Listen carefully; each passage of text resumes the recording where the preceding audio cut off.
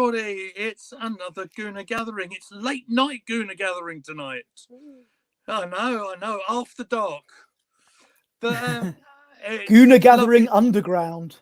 Absolutely, mate. You know it. Lovely to have you all on here, and we're here to talk about the slog, which was the third round FA Cup tie. I am privileged to have the poshest man in sports entertainment with me today, Mr. Posh Bertie. It is so lovely to see you again. How are you? I am relieved after the match, but we'll get to that in a minute. Yeah, Absolutely. I'm doing fine. I'm doing good. I hope you're both well today. Absolutely fantastic. Couldn't be any better. And we are privileged to have the extremely talented Fran with us tonight. How are you? You good? Hello, I'm okay, thanks. I'm actually happy because I got a notification on my phone that I'm 18 months sober today from drinking. So nice one, mate. Today. Yeah, I didn't realise, so happy about that. And I'm happy we're through to the next round. And yeah, after what we've just watched, good on you.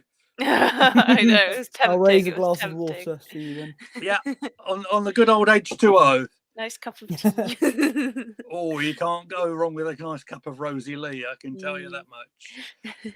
How are you, Lee? Yeah, I'm hanging on in there, you know. I'm a little bit more voice this week. I'm fit, raring to go, and I'm glad I've got something to talk about after what we witnessed in the first half. I had much to talk about in that, but anyway. But absolutely cool. But before we jump into what we've just witnessed tonight, I just want to have a little chat about Gianluca Vialli, who really sad news over this last couple of days, passed away at the age of 58. He's had pancreatic cancer issues over the last little while. I'm old enough to remember him playing way back for Juventus. I have got a few things written down here. He had a period at Juventus from 1992 to 1996. 102 appearances, 38 goals. I remember him playing alongside the great Fabrizio Ravanelli and Alessandro Del Piero. This is when Serie A football was massive on Channel 4. And then, of course, right there at the back end of his playing career, he was up at Stamford Bridge. He played from 96 to 99 up there at the Blues. 58 appearances, 21 goals. And, of course, he was player manager up there as well. He had a long period away from the game after, he wasn't as successful as a manager as he was as a player.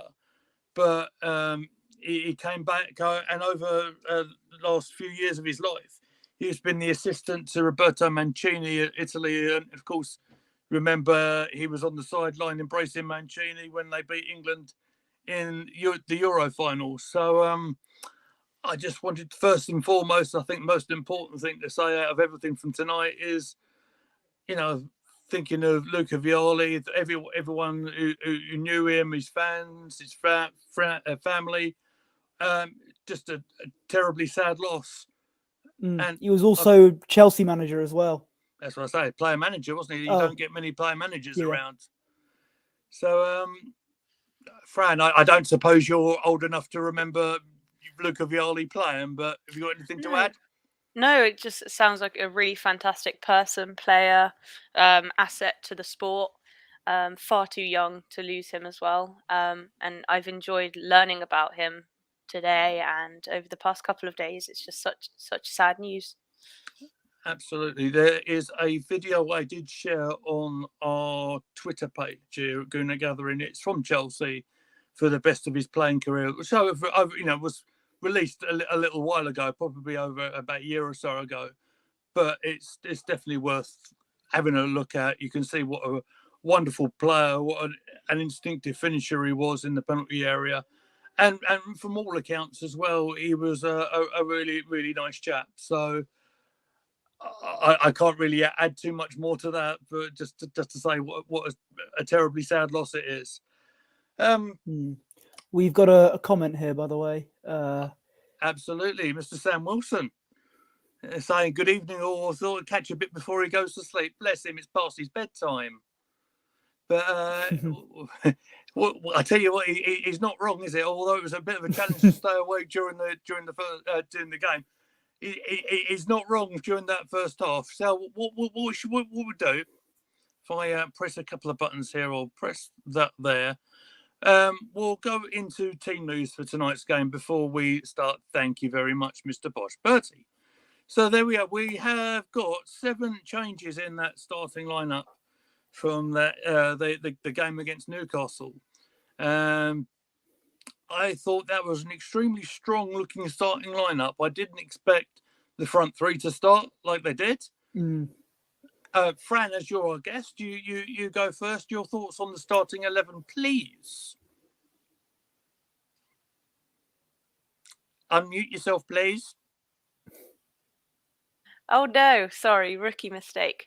But I mean, who could we have instead of the front 3? Really, that's part of the issue at the moment going into the transfer window. I think obviously we definitely need a winger and a striker, because if those 3 aren't playing, then I don't know. Youngsters, move someone else up a bit. So kind of didn't really have much choice there. But I thought, let me have a look. I actually thought the opposite. I thought it was a bit like weaker than I expected. I thought we were gonna, like, because we've got a break for, like, we've had a few days break, and then we've got like a week, haven't we? Because we're not in the Carabao Cup. I thought he would kind of basically play the first 11, just to kind of bish bosh get the job done. But I'm happy because I've been looking to see more of Vieira.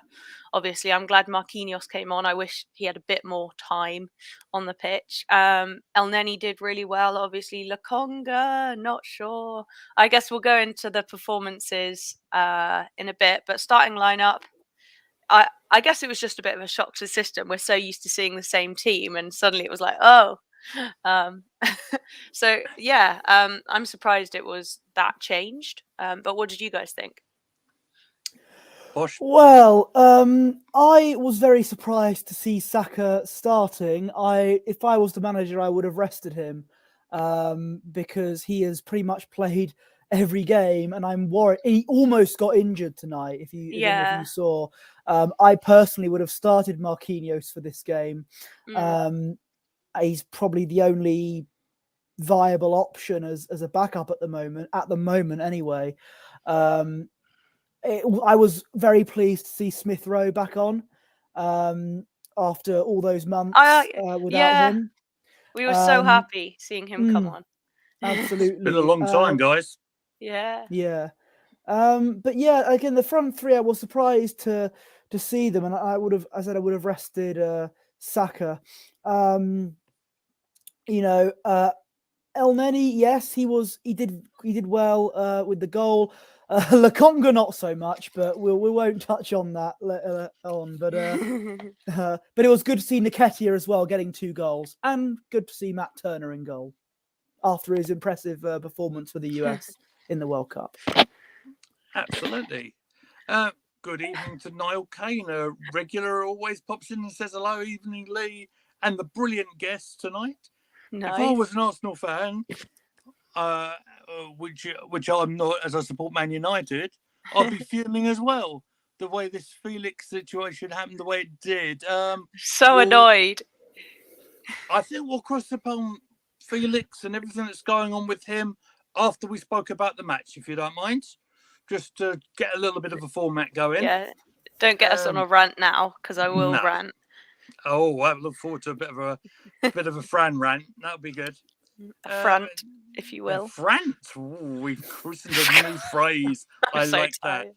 that. Sam says, I think it'd be easy to slate Sambi, but I think he's desperate for a loan away. I will agree with that. I think he is in desperate need of some first team minutes. And when he does get minutes, it's very far and few beyond when he comes on. He doesn't get an awful lot of time. And I think the physicality of today's match in the midfield was quite a bit much for him, to be honest. We'll go through the first half, and I've got an extensive list of notes for that first half, as I explained to you guys on our group chat. I don't think I moved my pen in about 25 minutes. But let me just see. Have I got anything of worth talking about? Not really. Lokonga, yes, Sambi. After about 34 minutes or so, hit a left-footed shot. Out of not an awful lot. Happened to make a really good save from the defender. What did you think? Yeah, again, I think, yeah, that was probably one of the few moments he had in that game. But yeah, it was a good save from the Oxford keeper there. I mean, I thought, yes, must make me. I saw that comment. Yeah, but That made me laugh. That did. But yeah, I think that the handball, yes. The handball. I mean, it was a decent save from the defender. In all fairness, I don't remember. Tell me, how did I miss that? What happened? I'm not even going to lie. Over again. Did you just nod off, Fran? Is that what it was? That what Probably. No, well, to be fair, I was having dinner. We were having a nice spag bowl, so I was probably looking at my pasta. How funny! I've had pasta better sight than the first half. So Pasta mania running wild, Posh. Of course, brother. Absolutely. So I don't recall who got the pass to him, but yeah, it was a rare occasion where there was a bit of action in the Oxford penalty area. The shot came away, and it was pretty similar to the handball incident that happened against Newcastle, where it was the defender was quite close to the shot that went away. We've got to bear in mind as well, tonight we had no VAR in play because it was at Oxford, so it was like a case of like the good old days where you just be get on with the game and enjoy it, which is I suppose I suppose it was quite fun to watch, I guess. But really, that is pretty much summing up the highlight of the whole of the first half. I'll say this: the FA Cup, and I've always said this, and speak to the likes of Newcastle United, by the way. The FA Cup is a marvellous leveller. Anything can happen, and it almost looked for a little while today. It might have happened today. That Oxford kept themselves in the game, kept us quite restricted in how we were playing, certainly first half. And you got to say, I think probably both managers would have been quite, I won't say happy, but at least going in level meant that they could try and have a little word with their players and try and do something about it. I mean, they didn't have like huge chances though in the first half. There were like no clear-cut chances really, either end, but they were definitely super frustrating. Most of my notes for the first half was actually like praising Oxford because I thought it was so FA Cup and just so like they came out so fearless and confident. Posh. And just thought like, show us again, please. Oh no, Fran was talking, but these were my notes for the first half. In-depth analysis as per usual. That made me laugh so much when you put it in the chat. Anyway, go for it, Fran. Your time. I thought it was great. It was so FA Cup, like just gung ho, like let's go for it. They weren't going to be intimidated. That it was Arsenal. And the main thing which we were wondering is, can they keep this up? Because they were super high pressing, like sprinting half the length of the pitch sometimes, and then sprinting all the way back, so all of their men would be in the box defending. And it was just a really energetic. I enjoyed watching them in the first half. Not so much Arsenal, because we also kept giving the ball away quite a lot. Oh, bye, Sam. Thanks for popping in, Sam. Nice and it seemed. Yeah, I just got to give credit to Oxford in the first half, and then also Arsenal kind of not passing the ball very quickly, being quite sloppy, maybe a bit of complacency, I don't know, and a few of our players not being used to the physicality. So at points they looked the better team actually in the first half, I thought. But what were your guys' thoughts? Yeah, Oxford were very stressful to play against in the first half. I'll echo what you said there. I think we should have been better. Yes, Oxford, they were frustrating, but at the end of the day, they're 15th in League One. When we've got one of our oh, hello, Reese Ryan, good to see you. But Nice to see you, Reece. when we lost my place there. When we're struggling against a side that are 15th in League One, and with the players that we've got and the players we started, we should be doing better. Yeah, I agree. No actually. Disrespect to Oxford, but in terms of where we are and where they are, no disrespect to Oxford at all, but on paper we should be doing better. It kind of shows the gulf in quality, though, doesn't it, between our first team and bench? Seeing so many of them playing today, it is quite worrying. But then we can't give them more minutes in the Prem, so it is times squad depth in the FA Cup.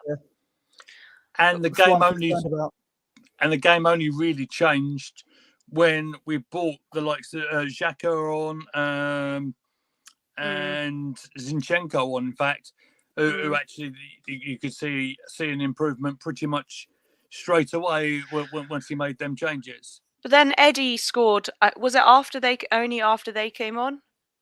So the first goal was scored very, very shortly afterwards, and it was El Neni who he got his head on the free kick from Vieira. Oh yeah, good goal. It was good ball as well from the free kick. Great whip in. I think they'll be a little bit disappointed they conceded from a free kick, to be honest. But it was once that ball came in, once El Neni rose, there was no chance that was going anywhere else but in the goal, was there? And like you said, there was two rather quick fire-ish goals from Nketiah followed. That's kind of concerning, though. Like, he can't. Actually, no, I won't be too harsh on Eddie. But you want him to be able to do that without like the rest of the first team, as well as in like they should be able to do it in any team and like be that kind of talisman without relying on having all the first team players around them. But having said that, that's kind of unfair. That's okay. We're allowed to have opinions. That's absolutely what this is all about, mate. The second goal all came like we mentioned. It was Eddie. Was a through pass from Vieira. Nketiah actually, I thought, did really well keeping his composure, sort of weaving past the goalkeeper just to slot it away for that goal.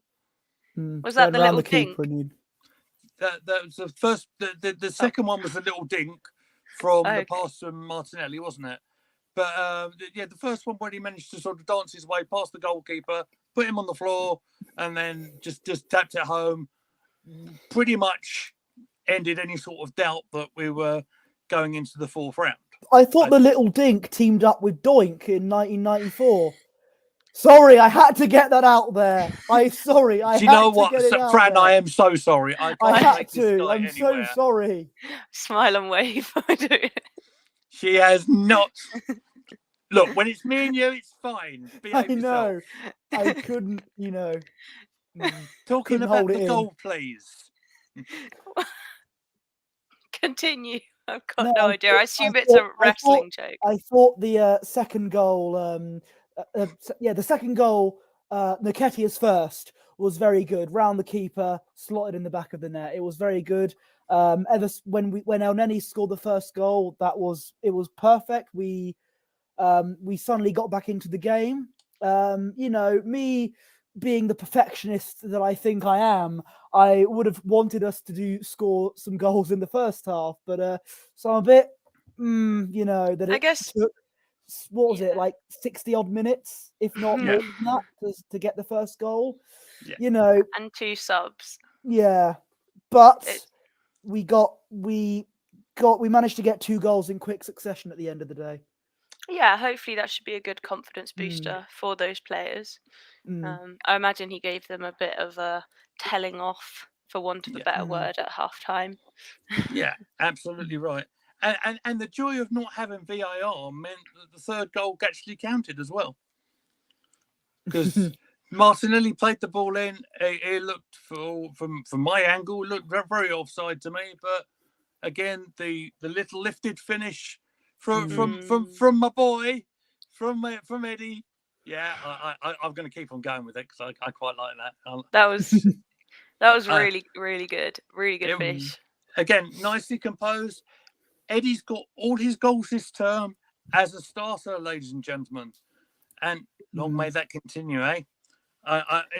Fancy not thinking is a not a top quality striker, right? I know. I mean, Exactly. who would say that? I mean, it was against the League One side, but still, imagine I don't know if I've told Fran this, but I used to go to college with someone who went to primary school with Eddie Nketiah and played football with him. That's my claim to fame. Yeah. So, is that the end of the story? Basically, yeah. I thought you were going to go into it more. Basically, he breathed the same air. Wow! I know. I met. Well, I didn't, but someone I knew did at the end of the day. Well, one time we'll have to go into our claim to fame with brushes with football players at some point. I don't want to go off topic. I have a hell of a story for that one when we bring that one up. I can tell you that much. But do you know what? I don't think we need to really go through too much more on the match because really that's all we can really talk about. Apart from the fact that Saka did go down after 73 minutes. It did look like he was walking off the touchline. Emil Smith-Rowe gets his first, basically about 17 minutes or so on the pitch. First time we've seen him in goodness knows how long. Since last season. No, I do think he had played a very, very small amount, not a lot. But yeah, nice to have him back amongst the squad. I will say he didn't really get involved in the game. Didn't really have to too much. Nearly scored. Actually, he did get involved, but he was a bit rusty. Yeah. That's basically what I mean. But we'll all forgive him. There was one he just kicked straight off the sideline. But we love him and we forgive him. Get it out your system now. Absolutely, he can put it right. Maybe in the North London. That's a new name. Oh wow! Hello. Hello. Welcome. Thank you for checking us out. Now, sharing the same name as my wife. How about that? You're going to scare her away. Do you know what? It might be her in the other room. I don't know. Oh. Don't think so. That's not how she spells it. No. But that's about it. Looks like we got. I'll give you a couple of other positives and we'll move on. Although I don't think he was absolutely brilliant today. KT had 60 minutes back on the field, continuing his coming back. No, there you go. It's not. There you go. Clarification there. It's all good fun. Stop laughing in the background, you two. Don't leave. Come back. Katie gets 60 minutes under his belt, pretty much unchallenged, not a problem. Any other pluses? Oh, yeah. Goalkeeper came back, didn't he? Turner. From the first time he's appeared. He had a pretty much untroubled evening, to be fair. So, every time he makes a save or has to, then me and my boyfriend go "Oh frick, man! I can't believe you guys made me make a save, man! Come on, man! Fight and win!" Absolutely, go sports team. I thought he did well at the World Cup, though. Do you know what? It's no coincidence for me that outstanding goalkeepers in the World Cup, Turner. Chesney as well. But he had a decent World Cup. There you go. Yay. So I think that just about finishes us up for tonight's game. Of course, our reward for the win tonight is a straightforward tie up at Manchester City. Yeah, so I trust we're all looking forward to that one. Well, it'll be interesting. It's at the Etihad, so let's not beat around the bush. It is going to be incredibly tough. We saw how even people from City's second team do against Chelsea, beating them 3-0, and that was without Erling Haaland. Look, I'm not gonna say, oh, it's over, we've lost it. That's our FA Cup campaign done. I'm not gonna say that. I'm gonna wait We'll till the leave that to game. other streamers, shall we? Yes. We'll wait till the game because Yes. football, as the great Jimmy Greaves would say, it's a funny old game. Football. Absolutely. So we may never know what may happen. But obviously, City are on paper. City going to be the favourites, but you may never know. We might surprise them. I hope so. And last time I checked, football was not played on paper. No, absolutely not. It's played on grass and occasionally on AstroTurf if you're Sutton United or one of the teams that use those 3G pitches. Thank you for your analysis there, Posh. That's appreciated. Thank you. Sorry, do you mind if I butt in? I actually think either way, it's really positive having City next, because for the season is so congested. I think if we were to like fairly be knocked out of the FA Cup in the fourth round because we played City, it would mean that we can focus more on the league. It's not ideal, but in a season like this where our league position is so important, if that were to happen, I wouldn't be devastated. But yeah, I guess I don't really have like all the memories of the FA Cup so much. I'm a bit more like the disrespectful youth. It's these days, I tell you. Don't know they're born, do they? I'm about 70 odd on the inside, so I get a free pass. At least you guys don't look it. Eh? So should they knock us out? That's kind of my perspective on it. But yeah, either way, I'm happy that I'm hoping they won't. I'm really actually excited about the match, and I think it'll be great experience to prepare us for playing them in the league and to test our mettle, really challenge the boys, kind of see where we're at against City. And if we do lose, then it will be kind of the kick into action that we might need to avoid complacency. So I think it'll be a really interesting match. I'm looking forward to it. Absolutely. I'll go with that. I believe now, without having to look this up, because I didn't want to look too further ahead, because I didn't want to count my chickens before they were hatched to bring out the old chestnut again. But I think the last time we played City in the FA Cup, I think we beat them in a semi-final. And I think Nacho Monreal may well have scored the winner in that one. So City will be after us, trying to get a bit of sweet revenge on us. I think it's going to be a heck of a cup tie, and I can't wait for it. So I love the FA Cup. It's one of my favourite. This weekend is one of my favourite weekends of the whole season. There's something about that FA Cup is a bit special and a bit magical for me. Yeah. Because I'm really old. No, I love it too. I love the underdog stories. It's amazing. Yeah. You remember when we faced Lincoln in 2017? They in the quarterfinals, and they did a massive underdog story. Exactly. I'm sure beat Mr. Burnley. I remember this. There's always one like that, isn't there? I loved watching Newcastle. So gotta love the FA Cup. Exactly. They got knocked out by Sheffield Wednesday, and of course, Aston Villa didn't have a good evening the other night, did they? A very bad evening. No, yeah. Bad evening. I think it was beat Stevenage, Tottenham, lose to Stevenage. It's not the ideal way to go, but there you go. Never Well, mind. this gives us, actually, having said that, this gives us, a more narrowed pool of competitors. So maybe we should, really try and go for it. I think we should anyway, see how we fare up against City full strength. But by the way, you mentioned the game against Man City where Monreal scored the winner. If you're thinking of 2017, we played them in the FA Cup afterwards. 18th of July 2020, we beat them 2-0 in the semi-finals. Aubameyang, back when he was good, he scored 2. Who? Yeah, some striker scored against us. Some bench apparently player. He's like, not even that. He was out of the squad yesterday. He wasn't even on the bench. Whoosh. No. Come on, we're not bringing him out in this. Not in this stream. Not on my stream. Thank you very much. No. Is that why you mentioned 2017 instead? From maybe strikers of the past to maybe potential strikers in the future, it's time maybe just to have a little talk about some potential transfer business. Not sure your mug's big enough, Fran. Says Stop. Reese Ryan. Since I gave up drinking, I just chain drink tea and vape. Like, yeah, Well, I this could is use important. a bigger one. We could all do with a big mug of tea.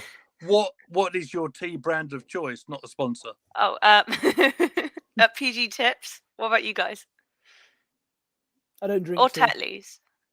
I'm currently drinking Tetley's, but a good friend of mine will swear by Yorkshire tea. Oh, But, yes. Yeah, it's Yorkshire tea's good too. absolutely. Right. Transfer talk, people.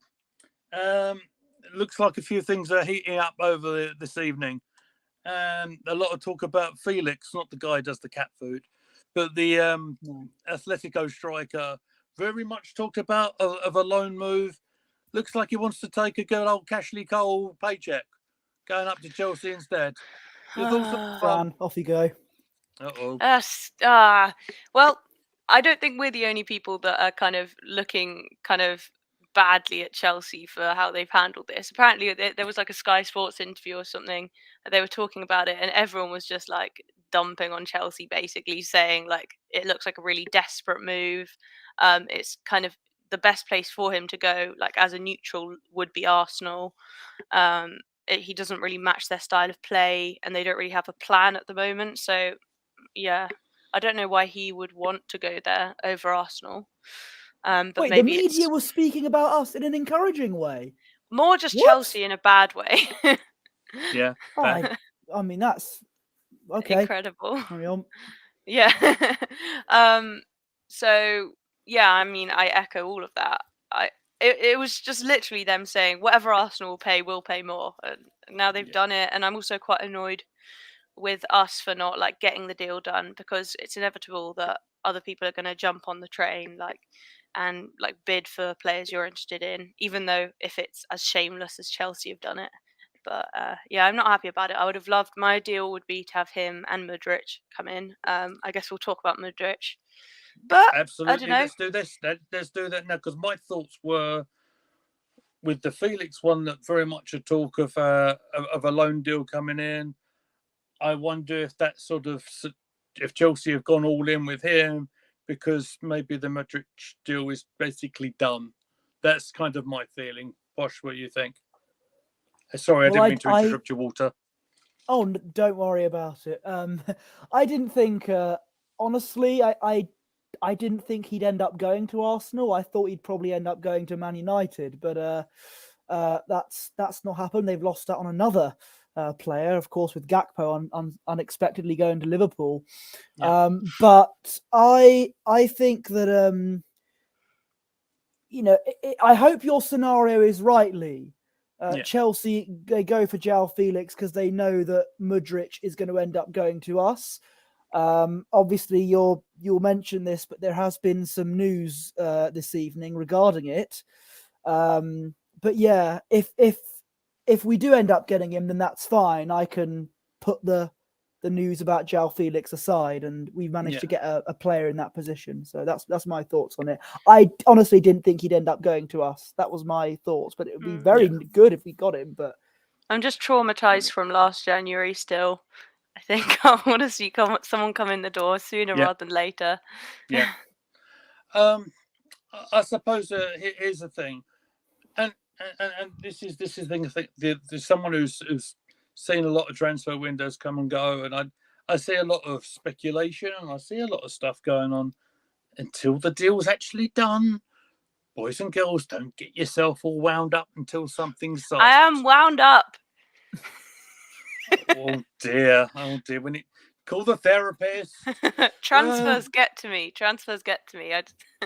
Chelsea cannot sustain this level of spending. True. Absolutely agree. And financial fair play, I don't think it exists. No, not for Chelsea. Sham.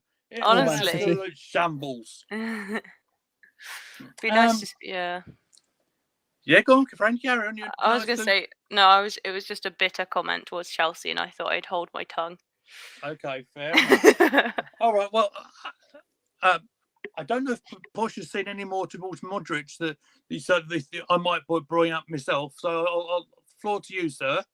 You got any more to add on him? Well, you mentioned that you sent a tweet about this. Just If basically I saying can, that, saying yeah, about looks like things are escalating a little bit quicker now. meetings And scheduled in the next hours, they said. right, okay, I do hope this means that it's hopefully it'll happen. It sounds encouraging, but yeah.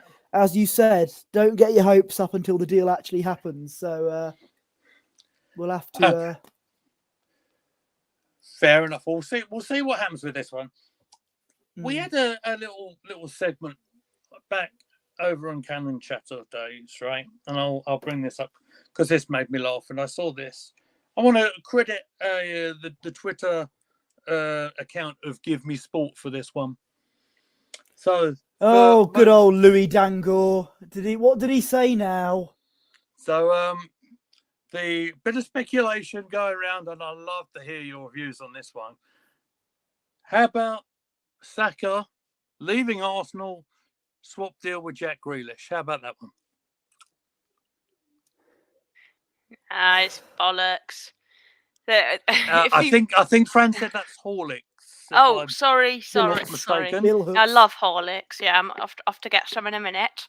I do think there's an element in journalism of just say something that's going to outrage Arsenal fans because we are so reactive online to get some clicks. So I don't know. Absolutely, a bit of clickbait going on there. I think. I mean, Indeed. the last time I saw a headline as ridiculous as that was Arsenal could swap Alexis Sanchez for Henrik Mkhitaryan. I mean, fancy But doing something like that. you know, but no, I mean, famous last words, but I cannot see that happening. I hope not. Anyway, it would break my heart more than anything else in the world if Well, I Saka think leaves for Man City.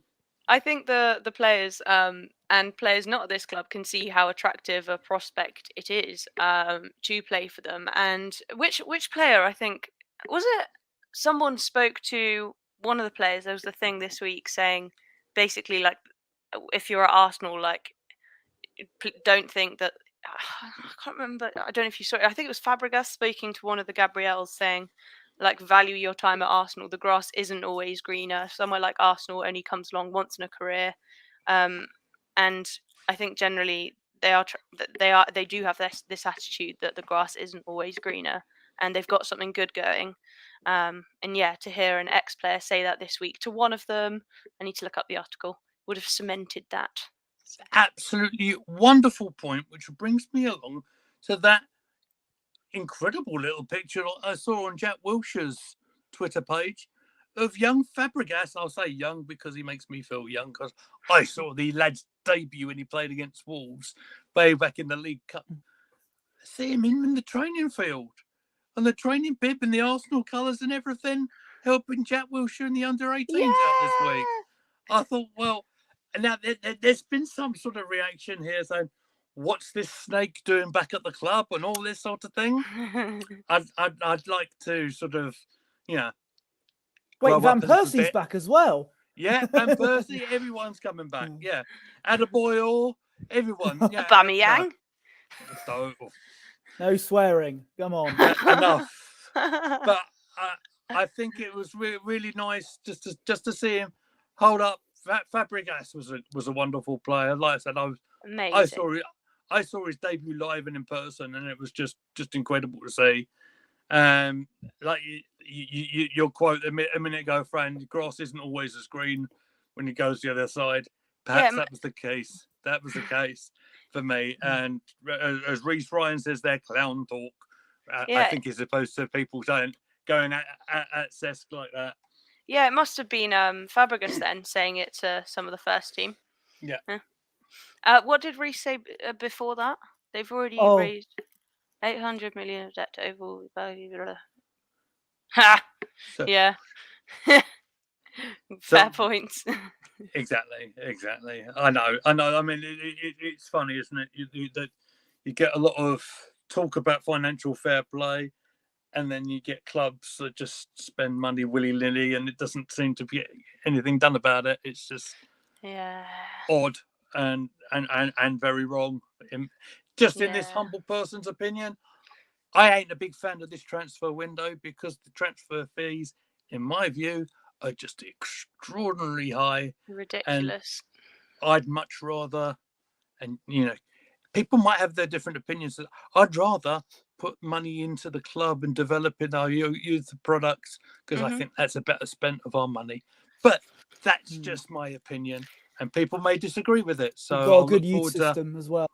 I'll look Yeah. forward to the comments Yeah. coming my way now. Saka coming in and So Well, it looks like we are investing in like really building the ethos back again, as Yeah. Arteta said that he wanted to do right at the beginning by having Fabregas back and Wilshere and all of that stuff. It looks really good over there. So.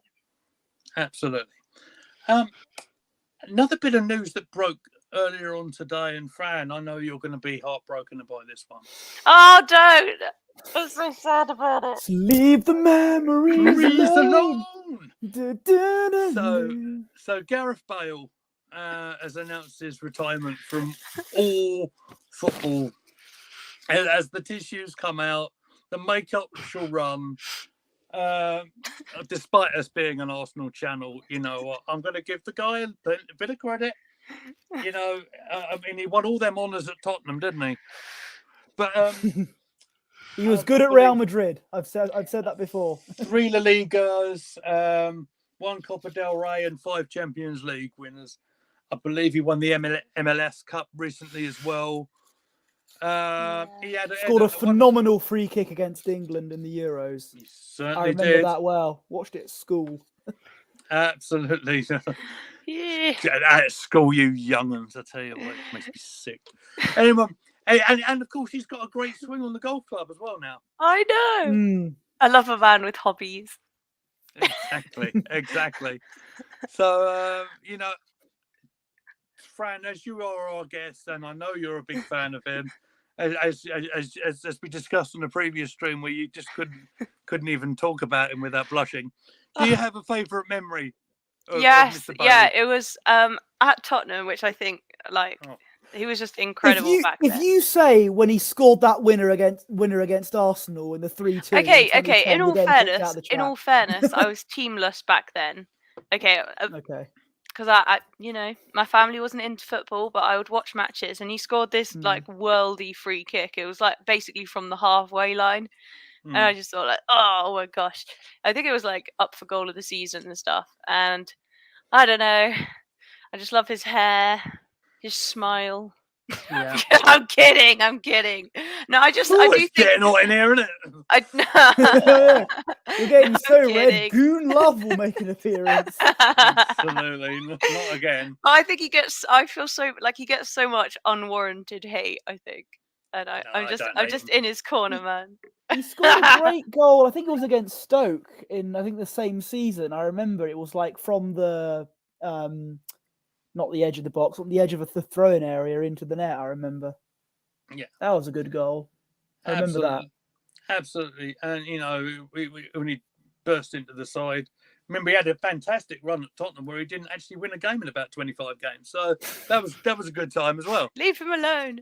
I'm only playing, Fran. I'm only playing. No, exceptional talent. He made his last appearance in. I think his last goal was in the World Cup that's just gone, and look forward to seeing what he does next. He probably will end up playing a bit of golf, I would imagine. But I'm not even messing about because he seems to really enjoy that. So, Wales, golf, Madrid in that order. Exactly. Unless anybody else has got anything else to add for today, I think I think my voice is about ready to give out again. Yeah, I'm shattered. When I mentioned Dink, his surname was Giroud. Why posh? Why say that now? His full name was Claude Giroud, so it technically has got a bit of a football element in there. What kind of a goodbye to the audience is that? I have no idea. Good. I will be having words with him shortly. I have no idea what you're talking about. Don't Well, I had alienate our fun at Gooner guests. Gathering. Thank you for the memories. So, boys and girls, listen, this has been an absolute pleasure. We've managed to get through the evening. We've got through to the 4th round of Woo! the FA Cup. My voice has just about survived talking to you all for 45 minutes. Aw. Fran, you are our lovely guest. Tell the people where they can see you on your Thank Twitter. you everyone for joining in. Nice to see Anna here. So yeah, my name on Twitter is @SceneSketches. You'll see my drawings, my art, which we'll talk about on Friday. I'm back on Friday for Desert Island Kickabout, which Lee, I'm sure, we'll tell you more about it probably on Friday. So look out on Twitter. We are coming out live. We're doing it live, Fran, yeah? You happy Yeah. to do it live? Yeah. We'll do it live 5 o'clock on Friday. Aw. We have a schedule. That's exciting, isn't it? So Yee. it'll be the first one I've done on this channel. So I'm really looking forward to that. We'll have a little chat off screen about other programming, and we'll put everything else up on the Twitter page coming up in the next couple of days. Mr. Posh Bertie, where can they find you, sir? You can follow me on Twitter @PoshBertie, Instagram @BertieWandless, and obviously Lee @GoonerLee Meads. Together, we are @Gooner Gathering. Look at that. He's done my End the outro show. for me as well. So, boys and girls, thank you very much for tuning in to Gooner Gathering Late Night. And we'll catch you again soon. Thanks for watching, everyone. Cheers. Bye.